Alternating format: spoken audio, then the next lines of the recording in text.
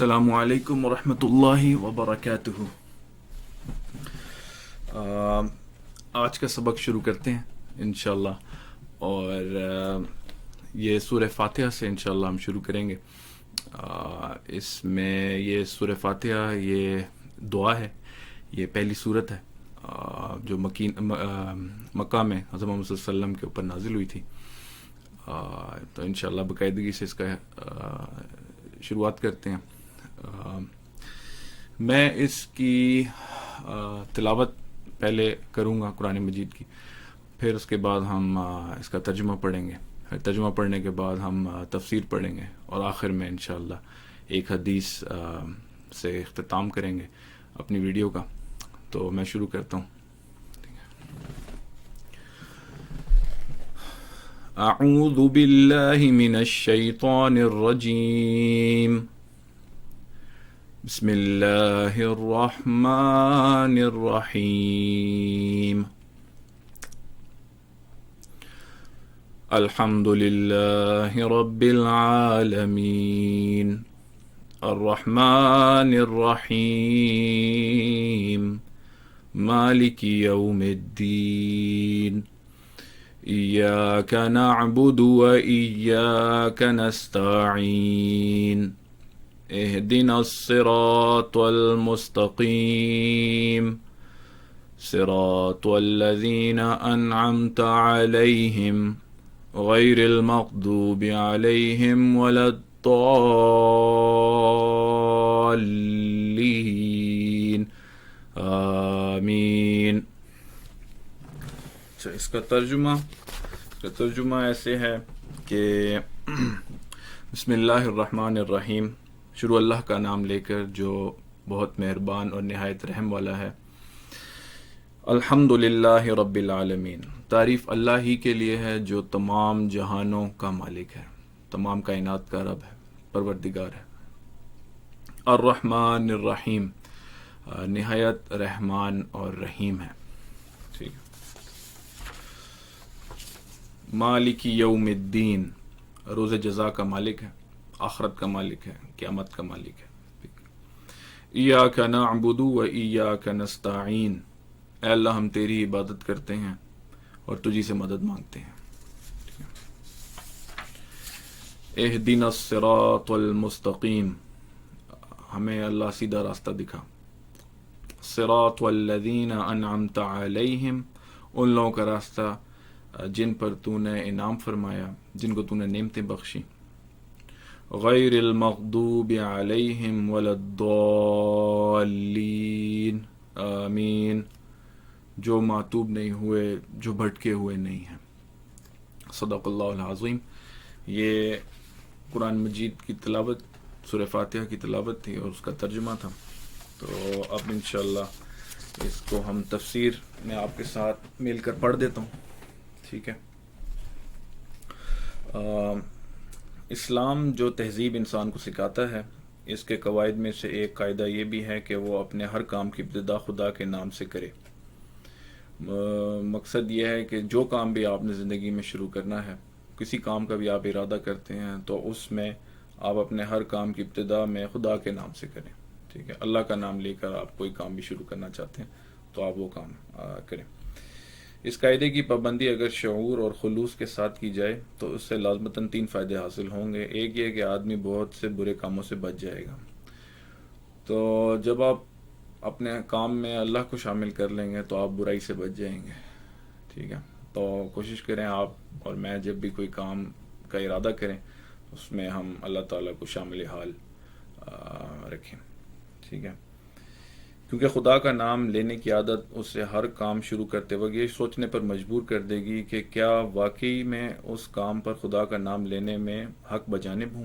دوسرے یہ کہ جائز اور صحیح اور نیک کاموں کی ابتدا کرتے ہوئے خدا کا نام لینے سے آدمی کی ذہنیت بالکل ٹھیک سمت اختیار کر لے گی۔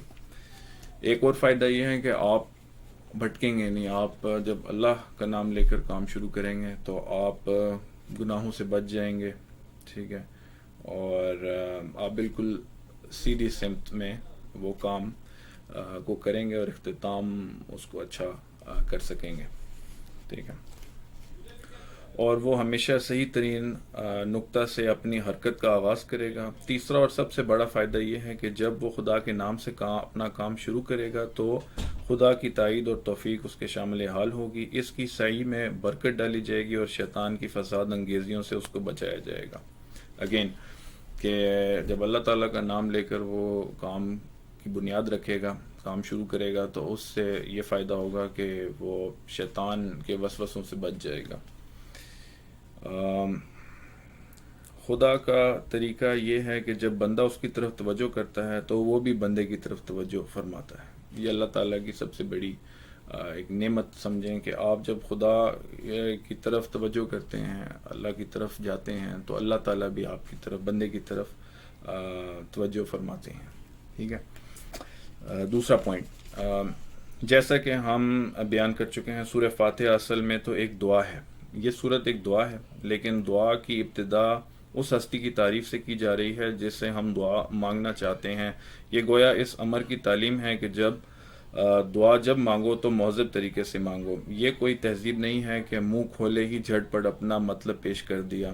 تہذیب کا تقاضا یہ ہے کہ جس سے دعا کر رہے ہو پہلے اس کی خوبی کا، اس کے احسانات اور اس کے مرتبے کا اعتراف کرو۔ ٹھیک ہے، تو اس سے ہمیں یہ چیز سمجھ آتی ہے کہ جب آپ دعا مانگتے ہیں تو آپ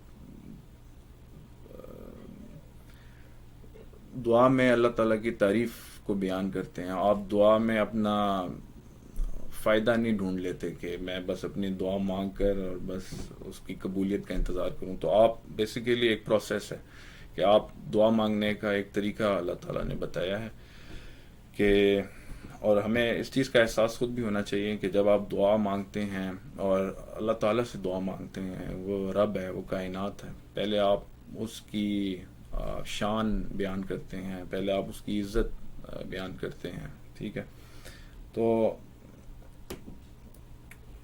یہ کوئی تہذیب نہیں ہے کہ منہ کھولتے ہی جھڑپ اپنا مطلب پیش کر دیا۔ تہذیب کا تقاضا یہ ہے کہ جب جس سے دعا کر رہے ہو پہلے اس کی خوبی کا، اس کی بڑائی بیان کرو، اس کے احسانات اور اس کے مرتبے کا اعتراف کرو۔ تعریف ہم جس کی بھی کرتے ہیں وہ دو وجہ سے کرتے ہیں، ایک یہ کہ وہ بجائے خود حسن و خوبی اور کمال رکھتا ہو اور قطع نظر اس سے کہ ہم پر اس کے ان فضائل کا کیا اثر ہے، دوسرے یہ کہ وہ ہمارا محسن ہو اور ہم اعتراف نعمت کے جذبے سے سروشار ہو کر اس کی خوبیاں بیان کریں۔ اور اللہ تعالیٰ کی تعریف ان دونوں حیثیتوں سے ہے۔ یہ ہماری قدر شناسی کا تقاضا بھی ہے اور احسان شناسی کا بھی کہ ہم اس کی تعریف میں رطب اللسان ہوں۔ اور بات صرف اتنی ہی نہیں کہ تعریف اللہ کے لیے ہے، بلکہ صحیح یہ ہے کہ تعریف اللہ ہی کے لیے ہے۔ یہ بات کہہ کر ایک بڑی حقیقت سے پردہ اٹھایا گیا ہے، اور وہ حقیقت ایسی ہے جس کی پہلی ہی ضرب سے مخلوق پرستی کی جڑ کٹ جاتی ہے۔ دنیا میں جہاں جس چیز اور جس شکل میں کوئی حسن، کوئی خوبی، کوئی کمال ہے، اس کا سرچشمہ اللہ ہی کی ذات ہے۔ کسی انسان، کسی فرشتے، کسی دیوتا، کسی سیارے غرض، کسی مخلوق کا کمال بھی ذاتی نہیں ہے بلکہ اللہ کا عطیہ ہے۔ پس اگر کوئی اس کا مستحق ہے، ہم اس کے گرویدہ اور پرستار، احسان مند اور شکر گزار، نیاز مند اور خدمت گزار بنے تو وہ خالق کمال ہے، نہ کہ صاحب کمال۔ ٹھیک ہے، کوئی بھی چیز اللہ تعالیٰ آپ کو نوازتا ہے تو آپ جو ہیں وہ کچھ میں آپ کا کمال نہیں ہوتا۔ ٹھیک ہے، یہ اللہ تعالیٰ کا آپ پر فضل ہوتا ہے، ٹھیک ہے، کرم ہوتا ہے، رحم ہوتا ہے، آپ کا کوئی اس میں کمال نہیں ہے، ٹھیک ہے، خالق کا کمال ہے۔ تیسری بات، رب کا لفظ عربی زبان میں 3 معنوں میں بولا جاتا ہے: مالک اور آقا، پرورش کرنے والا، خبرگیری اور نگہبانی کرنے والا، فرما روا، حاکم، متدبر اور منتظم۔ اللہ تعالیٰ ان سب معنوں میں کائنات کا رب ہے۔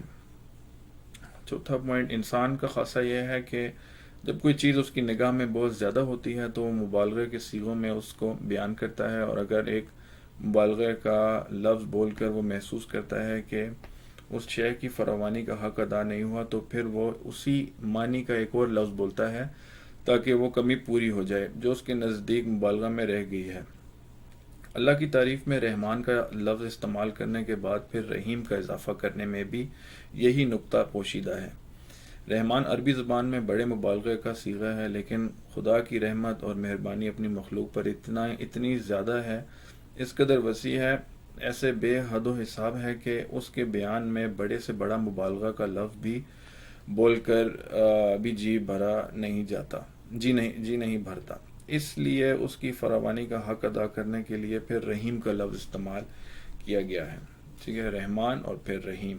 ٹھیک ہے، اس کی مثال ایسی ہے جیسے ہم کسی شخص کی فیاضی کے بیان میں سخی کا لفظ بول کر جب تشنگی محسوس کرتے ہیں تو اس پر داتا کا اضافہ کرتے ہیں. رنگ کی تعریف میں جب گورے کو کافی نہیں پاتے تو اسے چٹے کا لفظ اور بڑھا دیتے ہیں.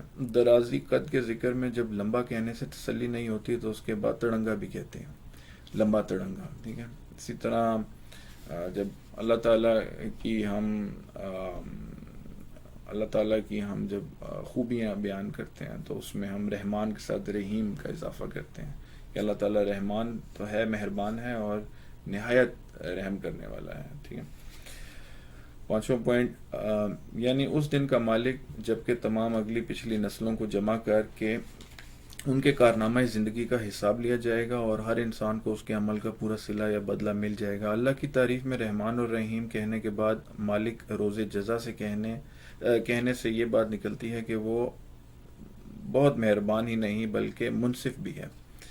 اور منصف بھی ایسا با اختیار منصف کے آخری فیصلے کے روز وہی پوری اقتدار کا مالک ہوگا. منصف کا مطلب ہے انصاف کرنے والا. ٹھیک ہے، کائنات میں وہی ہے جو انصاف کرتا ہے. ٹھیک ہے، اور اس کی سزا میں کوئی مزاحم ہو سکے گا اور نہ جزا میں مانع. لہٰذا ہم اس کی ربوبیت اور رحمت کی بنا پر اس سے محبت ہی نہیں کرتے بلکہ اس کے انصاف کی بنا پر اس سے ڈرتے بھی ہیں اور یہ احساس بھی رکھتے ہیں کہ ہمارے انجام کی بھلائی اور برائی بلکہ یہ اسی کے اختیار میں ہے. ٹھیک ہے. 6ٹھی بات یہ ہے کہ عبادت کا لفظ بھی عربی زبان میں 3 معنوں میں استعمال ہوتا ہے: پوجا اور پرستش، اطاعت اور فرما برداری، بندگی اور غلامی. اس مقام پر تینوں معنی بیک وقت مراد ہیں، یعنی ہم تیرے پرستار بھی ہیں، مطیع فرمان بھی اور بندہ غلام بھی. اور بات صرف اتنی ہی نہیں ہے کہ ہم تیرے ساتھ یہ تعلق رکھتے ہیں بلکہ واقعی حقیقت یہ ہے کہ ہمارا یہ تعلق صرف تیرے ہی ساتھ ہے. ان تینوں معنوں میں سے کسی معنی میں بھی کوئی دوسرا معبود نہیں ہے. ٹھیک ہے، کوئی شریک نہیں ہے. یعنی تیرے ساتھ ہمارا تعلق محض صرف عبادت ہی کا نہیں ہے بلکہ استعانت کا تعلق بھی ہے. استعانت بولتے ہیں مدد. ٹھیک ہے، کہ مدد کا تعلق بھی ہے. ہم تیرے ہی ساتھ رکھتے ہیں. ہمیں معلوم ہے کہ ساری کائنات کا رب تو ہی ہے اور ساری طاقتیں تیرے ہی ہاتھ میں ہیں اور ساری نعمتوں کا تو ہی اکیلا مالک ہے. اس لیے ہم اپنی حاجتوں کی طلب میں تیری طرف ہی رجوع کرتے ہیں. تیرے ہی آگے ہمارا ہاتھ پھیلتا ہے اور تیری مدد ہی ہمارا اعتماد ہے. اسی بنا پر ہم اپنی یہ درخواست لے کر تیری خدمت میں حاضر ہو رہے ہیں. 8واں پوائنٹ، یعنی زندگی کے ہر شعبے میں خیال اور عمل اور برتاؤ کا وہ طریقہ ہمیں بتا جو بالکل صحیح ہو، جس میں غلط بیانی اور غلط کاری اور بد انجامی کا خطرہ نہ ہو، جس پر چل کر ہم سچی فلاح و سعادت حاصل کر سکیں. یہ ہے وہ درخواست جو قرآن کا مطالعہ شروع کرتے ہوئے بندہ اپنے خدا کے حضور پیش کرتا ہے. اس کی گزارش یہ ہے کہ آپ ہماری رہنمائی فرمائیں اور ہمیں بتائیں کہ قیاسی فلسفوں کی اس بھول بھلیاں میں حقیقت نفس الامرہ کیا ہے، نفس الامری حقیقت نفس الامری کیا ہے، اخلاق کے ان مختلف نظریات میں صحیح نظام اخلاق کون سا ہے، زندگی کی ان بے شمار پگڈنڈیوں کے درمیان فکر و عمل کی سیدھی اور صاف شہراہ کون سی ہے. بیسیکلی سوالات ہیں کہ اصل زندگی کا مقصد کیا ہے. اس پورے پوائنٹ میں 8ویں پوائنٹ میں بیسیکلی مقصد یہ ہے خدا سے پوچھنے کا کہ ہمارا مقصد کیا ہے زندگی کا. 9واں پوائنٹ ہے یہ اس سیدھے راستے کی تعریف ہے جس کا علم ہم اللہ تعالیٰ سے مانگ رہے ہیں، یعنی وہ راستہ جس پر ہمیشہ سے تیرے منظور نظر لوگ چلتے رہے ہیں، وہ بے خطا راستہ کہ قدیم ترین زمانے سے آج تک جو شخص اور جو گروہ بھی اس پر چلا وہ تیرے انعامات کا مستحق ہوا اور تیری نعمتوں سے مالا مال ہو کر رہا. 10واں پوائنٹ یہ ہے کہ یعنی انعام پانے والوں سے ہماری مراد وہ لوگ نہیں ہیں جو بظاہر عارضی طور پر تیری دنیاوی نعمتوں سے سرفراز تو ہوتے ہیں، مگر دراصل وہ تیرے غضب کے مستحق ہوا کرتے ہیں اور اپنی فلاح و سعادت کی راہ گم کیے ہوئے ہوتے ہیں۔ اس تشریح سے یہ بات خود کھل جاتی ہے کہ انعام سے ہماری مراد حقیقی اور پائیدار انعامات ہیں جو راست روی اور خدا کی خوشنودی کے نتیجے میں ملا کرتے ہیں، نہ کہ وہ عارضی اور نمائشی انعامات جو پہلے بھی فرعونوں اور نمرودوں اور قارونوں کو ملتے رہے ہیں اور آج بھی ہماری آنکھوں کے سامنے بڑے بڑے ظالموں اور بدکاروں اور گمراہوں کو ملے ہوئے ہیں اور آج بھی ہماری آنکھوں کے سامنے بڑے بڑے ظالموں اور بدکاروں اور گمراہوں کو ملے ہوئے ہیں۔ تو یہ جناب تفسیر ہے سورہ فاتحہ کی، اور اس کے جو رائٹر ہیں وہ مودودی صاحب ہیں، مولانا مودودی۔ اور اس کے ساتھ ساتھ ایک چیز جو سمجھ آئی ہے وہ یہ ہے کہ ایک تو اپنے ہر کام میں اللہ تعالیٰ کو شریک رکھنا تاکہ آپ برائی سے بچ جائیں اور وہ کام جو ہے وہ اچھے طریقے سے سر انجام آ جائے۔ اور ایک بہت ضروری بات کہ یہ ایک دعا ہے، سورہ فاتحہ ایک دعا ہے جو آپ ہر نماز میں آپ پڑھتے ہیں، قرآن مجید کی سورت پڑھنے سے پہلے تو آپ دعا میں اللہ سے مانگتے ہیں کہ یا اللہ مجھے سیدھے راستے پر چلا، اور آپ مانگتے ہیں مدد، بیسیکلی مانگتے ہیں کہ مجھے سیدھے راستے پر چلا، مجھے ان لوگوں کے راستے پر چلا جن پر تو نے انعامات فرمائے، جن کو تو نے نعمتیں بخشی، اور ان لوگوں کے راستے میں مت چلا جن کو تو نے تباہ و برباد کر دیا، جو بھٹکے ہوئے ہیں۔ تو جب آپ یہ دعا مانگتے ہیں تو دعا کے بعد اللہ تعالیٰ جواب جو آپ کو دیتے ہیں وہ قرآن مجید میں دیتے ہیں۔ تو جو دوسری صورت آپ پڑھتے ہیں الحمدللہ شریف کے بعد، سورہ فاتحہ کے بعد، تو وہ اللہ تعالیٰ کا جواب ہوتا ہے آپ کے لیے۔ تو آپ جو بھی صورت پڑھتے ہیں پھر اس میں اللہ تعالیٰ آپ کو جواب دیتے ہیں۔ تو یہ چیز جو مجھے سمجھ آئی ہے بڑی زبردست۔ تو قرآن مجید کا ترجمہ بھی پڑھ لیا، تفسیر بھی پڑھ لی، تو انشاءاللہ اب اختتام میں ایک پہلی حدیث پڑھ لیتے ہیں۔ صحیح بخاری شریف کی حدیث نمبر 1 ہے۔ حضور اکرم صلی اللہ علیہ وآلہ وسلم نے فرمایا کہ تمام اعمال کا دار و مدار نیت پر ہے، اور ہر عمل کا نتیجہ ہر انسان کو اس کی نیت کے مطابق ہی ملے گا۔ بس جس کی ہجرت ترک وطن دولت دنیا حاصل کرنے کے لیے ہو یا کسی عورت سے شادی کی غرض ہو، پس اس کی ہجرت انہی چیزوں کے لیے ہوگی جن کے حاصل کرنے کی نیت سے اس نے ہجرت کی ہے۔ تو یہ حدیث مکمل ہوگی۔ تو انشاءاللہ اللہ تعالیٰ مجھے اور آپ کو ان باتوں پر عمل کرنے کی توفیق عطا فرمائے، اور انشاءاللہ آپ سے پھر ملاقات ہوگی اگلے پروگرام میں۔ تب تک کے لیے اللہ نگہبان، شکریہ، اللہ حافظ، السلام علیکم۔